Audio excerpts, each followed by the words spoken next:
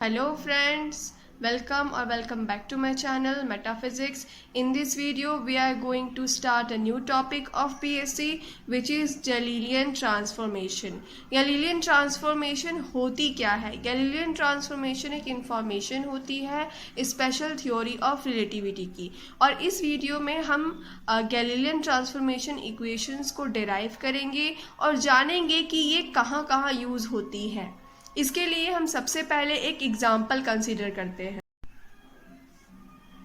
Suppose करिए एक person है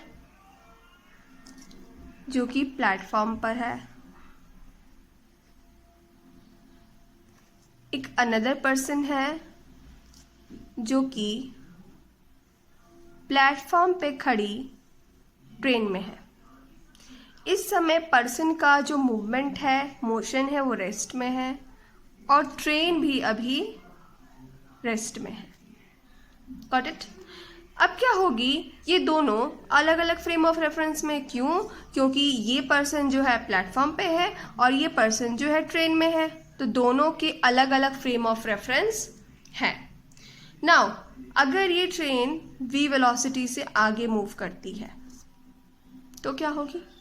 मान लीजिए ये पर्सन O है और ये पर्सन O' है, तो प्लेटफॉर्म पे खड़े पर्सन को ये एनालाइज होगा कि ये पर्सन फॉरवर्ड डायरेक्शन में जा रहा है, और ट्रेन के अंदर बैठा पर्सन को ये एनालाइज होगा कि ये बाहर जो प्लेटफॉर्म पे पर्सन है वो बैकवर्ड डायरेक्शन में मूव कर रहा है। इतना तो हम ऑब्जर्व करते हैं।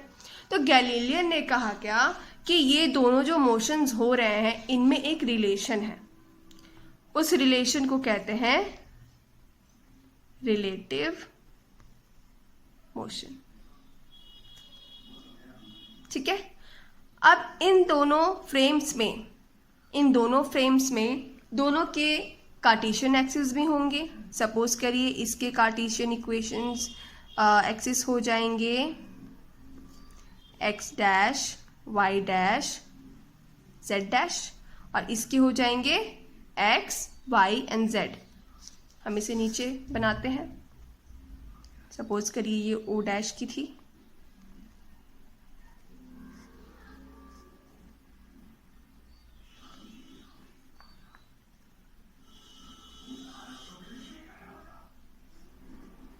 ठीक है।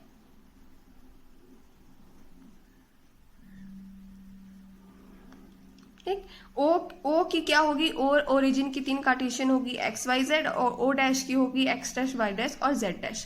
अब मान लीजिए इस पर्सन ने ट्रेन के अंदर एक इवेंट अकर किया। वो इवेंट क्या थी? सपोज करिए इसने एक बॉल फेंकी। ट्रेन के अंदर क्या फेंकी? बॉल फेंकी। तो जब ये बॉल फेंकेंगी तो मान लीजिए वो पॉइंट थी P, तो P पॉइंट पे क्या होगी? 3 कोऑर्डिनेट्स हमें मिलेंगे।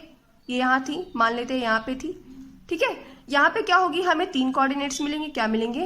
x, y and z। ठीक है, क्योंकि हम o डैश के लिए ले रहे हैं तो इसका नाम क्या डाल देंगे? x डैश, y डैश और z डैश। और ये टाइम के साथ ट्रेवल कर रही है ना, बिकॉज ये तो मोशन में है। तो मोशन कैसे वैरी करती है? टाइम के साथ साथ वैरी करती है। तो हम एक और कोऑर्डिनेट लेंगे जो कि हो गए t डैश। तो इन कोऑर्डिनेट्स को हम कहते हैं क्या? Space time coordinate. ठीक है। तो ये पर्सन ये ऑब्जर्व करेगा और ये पर्सन क्या ऑब्जर्व करेगा?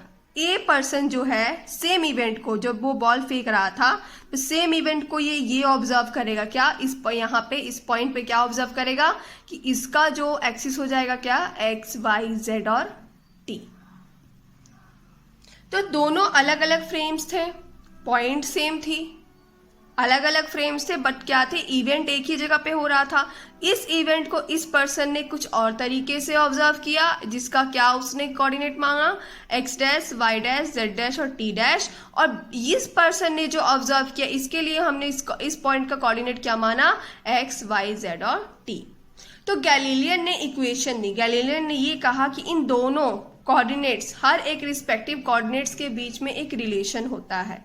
जैसे x डैश जो है x के साथ रिलेट करता है, y डैश y के साथ रिलेट करता है, z डैश z के साथ रिलेट करता है और t डैश t के साथ रिलेट करता है। तो एग्जाम्पल के अकॉर्डिंग गैलीलियन ने एक स्टेटमेंट दी। क्या स्टेटमेंट दी?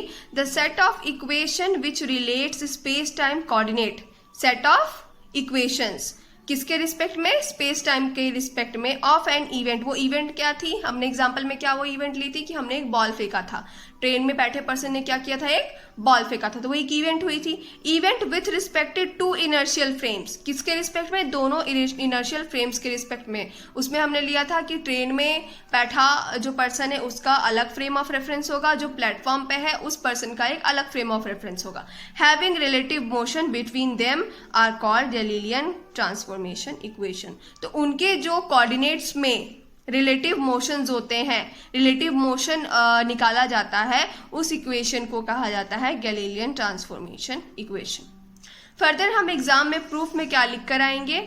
प्रूफ में हम लिखेंगे let us consider two inertial frame of reference S and S dash. हम क्या कंसीडर करेंगे? दो फ्रेम ऑफ रेफरेंस कंसीडर करेंगे, क्योंकि इवेंट क्या हो रही है? दो अलग अलग फ्रेम ऑफ रेफरेंस में हो रही है। इवेंट एक ही है बट वो क्या हो रही है? दो अलग अलग फ्रेम ऑफ रेफरेंस से ऑब्जर्व हो रही है ना। जैसे कि यहाँ पे हमने क्या देखा था कि इवेंट ये रही, इवेंट ये हो रही है, पी इवेंट हो रही है, लेकिन ये अलग फ्रेम ऑफ रेफरेंस से ऑब्जर्व किया जा रहा है और ये अलग फ्रेम ऑफ रेफरेंस से ऑब्जर्व किया जा रहा है। तो having s and s dash having Cartesian axis as x y z and x dash y dash z dash and origin o and o dash respectively। s frame of reference की क्या axis हो जाएगी? x y z और किस origin पे होगी? o origin पर। और s डैश जो है फ्रेम ऑफ रेफरेंस उसके क्या कोऑर्डिनेट्स हो जाएंगे? x dash y dash z dash और उसकी क्या ओरिजिन होगी? o डैश पे। अब at time t is equal to 0 both the frames are at the rest। Time 0 पे क्या होगी? सपोज करते हैं हम कि अभी दोनों फ्रेम ऑफ रेफरेंस क्या है? रेस्ट पे है। तो रेस्ट फ्रेम ऑफ रेफरेंस पे अगर रहेंगे तो दोनों ये जो हम माने थे, हमने माना था क्या कि o और o डैश जो है दो अलग अलग ओरिजिन्स है, दो अलग अलग फ्रेम ऑफ रेफरेंस के। तो दोनों क्या करेंगे? कोइंसाइड करेंगे। कैसे कोइंसाइड करेंगे? देखिए यहाँ पर ये जो है, सपोज करिए ये एक एक्सिस थी, X axis, Y axis, Z axis किस फ्रेम की है? एस फ्रेम की। और इसके ऊपर, इसके जस्ट पैरेलल इसके ऊपर है क्या? एक्स डैश, वाई डैश और जेड डैश। ये कौन से फ्रेम ऑफ रेफरेंस की है? S dash frame of reference की। तो दोनों फ्रेम ऑफ रेफरेंस क्या हो रही है? एक दूसरे को कोइंसाइड कर रही है, मतलब एक के ऊपर एक है। नाउ ये कंसिडर करेंगे कि एक फ्रेम जो है रेस्ट पे है और दूसरा फ्रेम मूव कर रहा है। उस कंडीशन में क्या होगा? तो उस कंडीशन में हम लिख कर आएंगे now let S dash frame moving with constant velocity v। S dash frame जो है किस वेलोसिटी से जा रही है? v वेलोसिटी से along positive direction of x axis. ये कौन सी डायरेक्शन हो गई?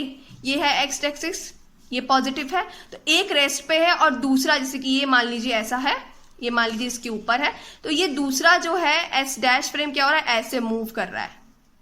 किस डायरेक्शन में? पॉजिटिव एक्स एक्सिस की डायरेक्शन में। Let an event occur at point P. Point P पे एक इवेंट होती है at any instant of time. किसी भी टाइम पे क्या होती है? पॉइंट पी जो है इंस्टेंट होती है। तो इस समय क्या होगा? यहाँ पे देखिए, ये थी हमारी एस फ्रेम, एक्स, वाई और जेड। क्या फ्रेम थी? एस फ्रेम थी। अब ये फ्रेम, इसके ऊपर एक और फ्रेम थी हमारी एस डैश, वो क्या हुई? मूव हुई। देखिए मूव होकर यहाँ पे चली आई। तो मूव होकर यहाँ पर आई तो इसकी क्या फ्रेम की कोऑर्डिनेट्स हो गई? एक्स डैश, वाई डैश और जेड डैश, क्योंकि ये वी वेलोसिटी से मूव कर रही थी। यहाँ पे लिखा हुआ है वी वेलोसिटी। और इस टाइम पे, मूवमेंट के ही टाइम पे क्या होती है? एक इवेंट अगर होती है पी। तो अगर इस पॉइंट से पर्सन ऑब्जर्व करेगा पी पॉइंट को, तो हमें कोऑर्डिनेट्स मिलेंगे एक्स, वाई, जेड और टी। क्योंकि टी स्पेस टाइम में हो रही है, टाइम के साथ वेरी कर रही है, इसलिए टी कोऑर्डिनेट भी लेना होगा हमें विथ रिस्पेक्ट टू कौन सा फ्रेम? एस फ्रेम से। और ये एस डैश फ्रेम से अगर हम ऑब्जर्व करते हैं तो उस इसी सेम पॉइंट की कोऑर्डिनेट्स क्या हो जाएंगे? X dash, Y dash, Z dash और टी डैश। किस फ्रेम ऑफ रेफरेंस के? एस डैश फ्रेम के अकॉर्डिंग। अब Coordinate of point P with respect to observer O in frame S are x, y, z, t. The coordinate of point P with respect to O dash in frame S dash are x dash, y dash, z dash and t dash. Same thing जो मैंने आपको कही कि S frame of reference के according ये हो जाएगी हमारी कोऑर्डिनेट, और S dash frame of reference के अकॉर्डिंग हमारी सेम इवेंट की जो कोऑर्डिनेट्स हो जाएंगी ये हो जाएंगी.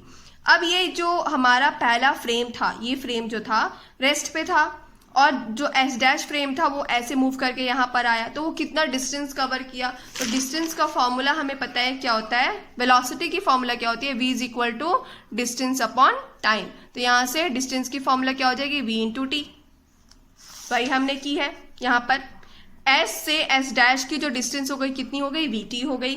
और ये जो पॉइंट था एक्स एक्सिस के लिए इसकी कोऑर्डिनेट यहाँ से क्या हो जाएगी, x होगी, और इस वाले फ्रेम ऑफ रेफरेंस के लिए यहाँ से यहाँ तक की क्या हो जाएगी डिस्टेंस, x डैश हो जाएगी. और ये किस वेलोसिटी से मूव कर रहा था, v वेलोसिटी से मूव कर रहा था. तो हम फिगर से ये ऑब्जर्व करेंगे, फ्रॉम फिगर हम ये ऑब्जर्व करेंगे. देखिए कि ओ ए कितनी होगी, O dash plus O dash O होगी.